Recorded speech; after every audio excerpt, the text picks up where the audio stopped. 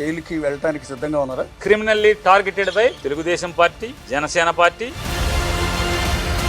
ఈ ఇద్దరి మీద మాత్రమే దొంగ పట్టాల అలిగేషన్ వస్తుంది. సంవత్సరం ఎందుకు పట్టింది మీకు అంటున్నా? గోడౌన్లో కేసులో మీ సతీమణి నేరుగా పోలీసుల విచారణకు అటెండ్ కావాల్సి వచ్చింది. సీజ్ ద షిప్ అన్నాడు. మళ్ళీ ఆ షిప్ నుంచి బయటకు వచ్చినాయి. ఎవరి మీద కేసు లేదు. బెయిల్ వచ్చాక తీసుకెళ్లి స్టేషన్లో 4 గంటలు కూర్చోబెట్టారు. అమరావతి వేశ్యల రాజధాని అన్న కామెంట్ దాన్ని యాక్సెప్ట్ చేస్తారా? వేశ్యల రాజధాని అన్నమాట తప్పు కదా నేను అది.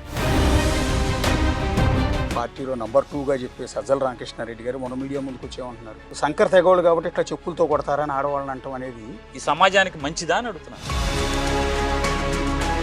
వైఎస్ఆర్ కాంగ్రెస్ పార్టీ స్టాండ్ అమరావతి రాజధాని. జగన్మోహన్ రెడ్డి గారు విచక్షణ కలిగినోడే కానీ విచక్షణ లేనటువంటి రాజకీయ నాయకుడు ఏం కాదు.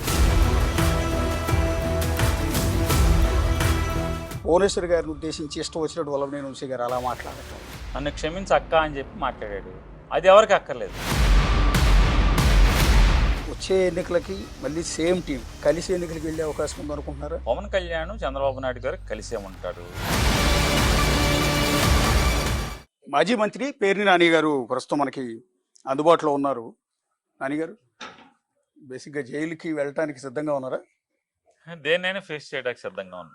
జైలు అయినా, కేసు అయినా, లేదా నా మీద చిమ్మేటువంటి విషయాన్ని ఎదుర్కోవడానికైనా దేనికైనా సిద్ధంగా ఉన్నాను. అంటే ఇవాళ మీరు ప్రెస్ మీట్లో మాట్లాడింది విన్న తర్వాత నేను ఈ ప్రశ్న అడుగుతూ ఉన్నాను. ఏంటి అసలు ఈ ఇళ్ల పట్టాల గోళ, నకిలీ ఇళ్ల పట్టాలు గుర్తించాల్సిన అవసరం, ముద్రించాల్సిన అవసరం, పంచిపెట్టాల్సిన అవసరం ఏంటంటే యాజ్ ఎ జర్నలిస్ట్గా నాకు అర్థం కాదు అసలు ఆ లాజిక్ ఏంటనేది. వాళ్ళ అమాయకత్వానికి నమ్ముకోవాలా, లేదా ఏదో ఒక రకంగా ఒక తప్పుడు కేసు పెట్టి నా నోరు మూయించాలా, లేదా కక్ష సాధింపు. ఒక మర్డర్ కేసులో నేను వైసీపీ గవర్నమెంట్లో మోకా భాస్కరరావు గారి మర్డర్ కేసులో నన్ను ముద్దాయిగా వచ్చాను కాబట్టి, లేకపోతే ఆ కక్ష తీర్చుకోవాలా. నేను అప్పుడు అంటే మర్డర్లో మాజీ మంత్రి చేసినంత మాత్రం మర్డర్లో పాత్ర పోలీసులకు ఉంటే ఎందుకు వెళ్తారు? వదలరు కదా. దానికి మించి చెప్తే దానికి అంటే నీకెలా అంటే ఆయన ఇప్పటికి ఈ సంవత్సర కాలంగా బోళన్ సార్లు మాట్లాడాడు లౌడ్గా. పేరుని నన్ను లోపలేస్తా, పేరుని నన్ను అరెస్ట్ చేస్తా, రేపు ఎల్లుండి మొత్తం ఇంట్లో ఊసలు లెక్కెట్టిస్తాయి అని మాట్లాడారు. నిన్నగాక మొన్న బీచ్ ఫెస్టివల్ మీటింగ్ జరిగితే అక్కడ కూడా ఆయన తరపు ఉన్నటువంటి ఒక గెస్ట్ వహించాడు. మాజీ ఎమ్మెల్సీ గారా మరి అది కూడా చేశాడు లేదు, ఆర్టీసీ చైర్మన్ చేసినట్టు వరలరామయ్య వాళ్ళ అబ్బాయి ఎమ్మెల్యే. ఆయన వచ్చి మాట్లాడతాడు నా మీటింగ్లో, తొందరలోనే మీరు కొల్లు రవీంద్ర కళలో ఆనందం చూస్తారు, ఒకటి జరగబోతుంది అని మాట్లాడతాడు. ఇది అంటే బందర్లో ఏదైనా డెవలప్మెంట్ చేసో ఈ రాష్ట్రానికి ఏమైనా అభివృద్ధి జరిగితే కళ్ళలో ఆనందం కనపడటం వేరు. లేదా బాగా సారా అమ్మాం, మా ప్రభుత్వం వచ్చాక ఎక్కువ బ్రాందీ షాపులు ఇచ్చాం, నేను ఎక్సైజ్ మంత్రిని, నా మంత్రిత్వ శాఖలో జగన్మోహన్ రెడ్డి గారి కంటే కూడా నేను ఎక్కువ బ్రాందీ షాపులు ఇరవగలిగాను, ఎక్కువ బ్రాందీ షాపులు తెరవగలిగాను, ఎక్కువ బార్లు పెంచగలిగాను, ఎక్కువ సీసాలు అమ్మించగలిగాను, లేదా నాణ్యమైన మందు బాగా జనాలకు తాగించగలిగాను, 99 రూపాయలకే బ్రాందీ అమ్మించగలిగాను అనే దాంట్లో ఆయన ఆనందం పొందట్లేదండి. నన్ను అరెస్ట్ చేస్తే ఆనందం పొందుతాడు, ఆయన కళ్ళలో ఆనందం కనపడద్దని వాళ్ళ ఎమ్మెల్యే తండ్రి చెప్తున్నాడు. ఆయనతో రోజు తిరిగేటువంటి వాళ్ళ పార్ట్నర్, ఇసుకలో పార్ట్నర్ అయిన ఆ తోటి శాసనసభ్యుడి తండ్రి చెప్తున్నాడు. అంటే అరెస్ట్ అనేది వాళ్ళ లక్ష్యంగా కనపడుతుంది. ఒకవేళ మీ లక్ష్యం అరెస్ట్ అయితే న్యాయస్థానాలు ఉన్నాయి, మా పార్టీ ఉంది, పోరాటం చేస్తాం, న్యాయస్థానాలని ఆశ్రయిస్తాం, ఖచ్చితంగా న్యాయం పొందుతాం అనేది మా ఆత్మవిశ్వాసం. అంటే ఇది కొల్లు రవీంద్ర గారు ప్రతీకారంతో ఆయన మీరు అరెస్ట్ చేయించారు కాబట్టి మోకా భాస్కర్ మర్డర్ కేసులో మిమ్మల్ని జైలుకు పంపించాలని ఆయన అనుకోవటం వల్ల ఇది జరుగుతుందంటారా? లేకపోతే రెడ్ బుక్లో అంటే అరెస్టులు జరుగుతున్నాయి అంటున్నారు, రెడ్ బుక్లో మీ పేరు ఉందనుకుంటున్నారా? పైనుంచి కేసులు ఎతకమని చెప్తున్నారు, వీళ్ళు ఎతికి సమాచారం అది ఉందని ఇదిలో. అసలు గవర్నమెంట్ వచ్చిన తర్వాత మచిలీపట్నంలో పేదలకు ఇచ్చిన పట్టాల మీద భూమి కొనుగోలు చేస్తే ఆ భూమి మీద అందరితో ఎంక్వైరీ చేశారు. ప్రతి ఒక్కరిని రైతుని వెళ్ళి నువ్వు ఎంత కమ్మావు, నీకు ఎంత ఇచ్చారు, నువ్వెంత ఇచ్చావు అయ్యి అని చెప్పి. మేము ఎవరికి నయా పైసా లంచం ఇవ్వలేదండి, సరాసరి మా అకౌంట్లో డబ్బులు వేశారు, మేమే తీసుకున్నాం, మాకెవడికి మమ్మల్ని ఎవడు అడగలేదు, మేము ఇవ్వలేదని చెప్పారు. అది క్లోజ్ అయిపోయింది. ఆ తర్వాత నా పేరు మీది, నా భార్య పేరు మీది, నా కొడుకు పేరు మీది, లేదా మా అత్తమామల పేరు మీది, లేదా మా కుటుంబ అంటే మా బంధువుల పేరు మీది లేదా మచిలీపట్నంలో నాతో పాటు తిరుగుతున్న ఒక 70 మంది వాళ్ళ ఆస్తుపాస్తులన్నింటినీ కూడా విజిలెన్స్ ఎంక్వైరీ చేయించారు. వీళ్ళు ఎప్పుడు కొనుక్కున్నారు, వీళ్ళకి డబ్బులు ఎక్కడి నుంచి వచ్చినాయి కొంటాకి, బ్యాంక్ ట్రాన్స్ఫర్ ఎవరు చేశారు, వీళ్ళకి ఎవరన్నా ఆర్థిక సాయం అంటే వైట్ సపోర్ట్ ఏమైనా చేశారా, ఈ ఆస్తులు ఎక్కడి అని క్షుణ్ణంగా అధ్యయనం చేశారు. వీళ్ళ మా ఆస్తుల్లో ఏమన్నా అంటే నాకు కానీ లేకపోతే నాతో పాటు తిరిగి ఒక 70 మంది వైఎస్ఆర్ కాంగ్రెస్ పార్టీ నాయకులు వీళ్ళందరూ కూడా వాళ్ళందరి ఆస్తుల్లో లేకపోతే ఏమన్నా గవర్నమెంట్ ఆస్తులు ఉన్నాయా, ఏమైనా ఆక్రమించారా, అది ఇది లేదండి. క్షుణ్ణంగా అన్నీ అయిపోయినాయి, అన్ని స్క్రూటినీలు అయిపోయినాయి. నా మీదకి ఈడీని పంపించారు. కుల రవీంద్ర గారు చెప్పాడు, రేపో మాపో ఈడీ వస్తుంది, ఈడీ అరెస్ట్ చేస్తుంది, ఇన్కమ్ ట్యాక్స్ వస్తుంది, ఇన్కమ్ ట్యాక్స్ జైలు వేస్తుందని చెప్పాడు. ఇన్కమ్ ట్యాక్స్ ఎంక్వైరీ అయిపోయింది, ఇన్వెస్టిగేషన్ అయిపోయింది. ఇన్వెస్టిగేషన్లో మా ఆడిటర్కి నోటీస్ ఇచ్చారు, అన్నీ తీసుకెళ్ళి వాళ్ళు అడిగిన కొర్రీలన్నిటికీ తీసుకెళ్ళి సమాధానాలు చూపించారు. ఈడీ అయిపోయింది, ఈడీ ఎంక్వైరీ ముగిసిపోయింది. ఇన్ని సంవత్సర కాలంగా నన్ను వేధించడానికి వాళ్ళు చేయని ప్రయత్నం లేదు.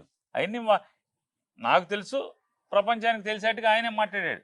ఇదిగో ఇది వస్తుంది, అది వస్తుంది, రేపు వస్తుంది, ఏలుండి అయిపోతుంది, రేపు అరెస్ట్ అవుతున్నాడు. ఇప్పుడు బోళని సార్లు కదా అది అయిపోయింది. ఇప్పుడు కొత్తగా మళ్ళీ అరెస్ట్ అవుతారని చెప్తున్నారు. ఈనాడులో రాయించారు దొంగ పట్టాలని చెప్పని. దొంగ పట్టాలు అసలు అవసరం ఏంటి అని అడుగుతున్నాను. ఈ మచిలీపట్నం నియోజకవర్గంలో ఎంతమంది అర్హులు ఉంటే అంతమందికి భూమి కొనుగోలు చేయమని చెప్పని, కొనుగోలు చేసి పంచిపెట్టమని జగన్మోహన్ రెడ్డి గారు కలెక్టర్కి వ్యక్తిగతంగా ఆదేశాలు జారీ చేశారు. కలెక్టర్ గారు నా దగ్గరికి వచ్చి, సార్ ఇట్లా మీ కాన్స్టిట్యున్సీలో ఎన్ని ఉంటే అన్ని పట్టాలు కొనండి, భూమి కొనమని చెప్పారు. ప్రభుత్వ భూమిలో ఇవ్వటానికి ప్రయత్నం చేయబాకండి, అక్కడ నేను ఎలక్షన్ హామీ ఇచ్చానని చెప్పి జగన్ గారు చెప్పారు. కాబట్టి మొత్తం భూమి ఎక్కడ గైడ్ చేయండి అన్నారు. బందర్ నానుకుని భూమి కొనండి అని చెప్పాను. ఎందుకని బందర్ నానుకుని కొనమన్నాం? మనం ఇచ్చే పట్టా ప్రతి పేదవాడిది కూడా కూలి పని చేసుకోవటమా, లేదా పచ్చి పని చేసుకోవటమా, లేదా ఎక్కడో అక్కడ గుమ్మస్తా పని చేసుకోవటమా? వీళ్ళందరూ అంటే బందర్ మీద ఆధారపడి బందర్ ప్రజల యొక్క ఇళ్లలోనూ, దుకాణాల్లోనూ, లేకపోతే షాపుల్లోనూ, లేకపోతే కార్ఖానాల్లోనూ ఆధారపడి జీవనం సాగిస్తున్నారు. మరి అప్పుడు ఏమంటే బందరికి ఆనుకుని ఉండాలి. మనం తీసుకెళ్లే 10 కిలోమీటర్ల అవతల ఇస్తే రేపు భోజనం ఎట్లా? వీడు అక్కడికి వెళ్తాడా? ఎందుకు వెళ్తాడు? అడిగి భోజనం ఇక్కడ దొరుకుతుంటే, కూలి ఇక్కడ అవకాశం ఉంటే ఎందుకు వెళ్తాడు? కాబట్టి బందర్ని ఆనుకుని, బందర్ మున్సిపాలిటీ సరిహద్దులోనే రాడార్ కేంద్రం పక్కనే విశ్వబ్రాహ్మణ కాలనీని ఆనుకుని, లేదా నవీన్ మెట్ల కాలనీని ఆనుకుని మొత్తం అంతా కూడా సుమారుగా ఒక 300 ఎకరాలు, 320 ఎకరాలు అక్కడ కొనుగోలు చేసి ఒక 1500 చిల్లర మందికి అక్కడ ఇవ్వడం జరిగింది. బందర్లో ఉన్న బెనిఫిషరీస్ అందరికీ. అట్లాగే గిలకల దిండి మొత్తం మత్స్యకారులు సముద్రంలోకి వేటకెళ్ళి బతుకుతారు. వాళ్ళకి ఆ ఊరు పుట్టిన తర్వాత గిలకలి దిండి అనే గ్రామం ఎన్నో వందల సంవత్సరాల క్రితం పుట్టింది. ఆ ఊర్లో మొదటిసారి ఒక ప్రభుత్వం పట్టా ఇచ్చింది ఫస్ట్ టైం. 25 ఎకరాలు కొనుగోలు చేసి సుమారుగా 1000 మందికి పట్టాలు ఇవ్వటం జరిగింది. బందరకోట అంతా యాదవులు ఉంటారు ఎక్కువగా. వాళ్ళందరూ కూడా పాలు పితుక్కుని పాలు తీసుకెళ్లి బందర్లో అమ్ముకుంటా ఉంటుంది. వాళ్ళు మా దగ్గరే కావాలని చెప్పారు. అక్కడే భూమి కొనుగోలు చేసి ఇచ్చాం. ముస్తాఖాన్పేటలో పాచి పనులు చేసుకున్నాం, లేకపోతే వీళ్ళు చిన్న చిన్న ఉద్యోగాలు కూలి పనికి వెళ్ళో, లేదంటే కనుక ఆ పేటలో కొంతమంది చిత్తు కాగితాలు ఏరుకునేవాళ్ళు, లేకపోతే పాతిని ఏరుకునేవాళ్ళు, అమ్ముకునేవాళ్ళు ఉన్నారు. వాళ్ళందరికీ వాళ్ళ ఇళ్ల పక్కనే భూమి కొనుగోలు చేసి పంచిపెట్టడం జరిగింది. అట్లాగే ములింగిపాలెం ఉంది. వాళ్ళందరూ బందర్లోని మత్స్య కార్మికులు, అంటే మార్కెట్లోకి వెళ్ళి చేపలు అమ్మటం, చాట పెట్టి, లేదా ఆ చేపలు బాగు చేసి అంటే దాన్ని ముక్కలు చేసి కస్టమర్కి ఇచ్చి డబ్బులు తీసుకోవటం. అలా చిన్న చిన్న బతుకులు. వాళ్ళ మా దగ్గరే కావాలన్నారు, వాళ్ళ పక్కనే కొనిచ్చాం. దేవాంగులు ఉన్నారు, మగ్గం మీద నేర్చి బతుకుతారు. వాళ్ళందరూ మాకు మగ్గాలు ఇవన్నీ మేము బయట పేటకి వెళ్ళి ఉండలేండి, మా పేట పక్కనే కొనమన్నారు. అక్కడే 4 రోజులు ఆలస్యమైనా సరే కొన్ని వాళ్ళందరూ కూడా అక్కడే ఇచ్చాం. సుమారు 400 చిల్లర మందికి. శారదానగర్లో దళితులు కానీ, రైతులు కానీ, రైతు కూలీలు కానీ వాళ్ళందరూ ఉన్నారు. కాళేకన్పేట కానీ, దేశాయపేట కానీ, వాళ్ళందరికీ అక్కడే కొనుగోలు చేసి ఇవ్వడం జరిగింది.